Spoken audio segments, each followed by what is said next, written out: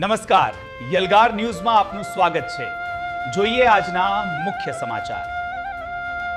જ્યારે સત્યના શબ્દો યલગાર ન્યૂઝના માધ્યમથી ગૂંજ્યા ત્યારે છોટા ઉદેપુરના સેવા સદનની ઉપેક્ષિત દિવાલોમાં જાણે ભૂકંપ આવ્યો। વર્ષોથી જે શૌચાલયો ગંદકી અને દુર્ગંધના સામ્રાજ્ય બન્યા હતા તેની વાસ્તવિકતા પ્રજા સમક્ષ ખુલ્લી પડી। આ અહેવાલ એક ચિન્નારી સમાન હતો જેણે પ્રશાસનની ગાઢ નિંદ્રાને ભંગ કરી દીધી। તાત્કાલિક આદેશો છૂટ્યા અને સફાઈ કર્મચારીઓની એક સેના એ સ્થાન પર ઉતરી પડી જ્યાં પગ મૂકવો પણ મુશ્કેલ હતો। પાણીના ફુવારા અને સફાઈના સાધનોએ વર્ષોની જમા થયેલી ગંદકીને ધોઈ નાખી। જવાબદાર કર્મચારીઓને કડક શબ્દોમાં ચેતવણી આપવામાં આવી કે ભવિષ્યમાં આવી બેદરકારી ચલાવી લેવામાં નહીં આવે।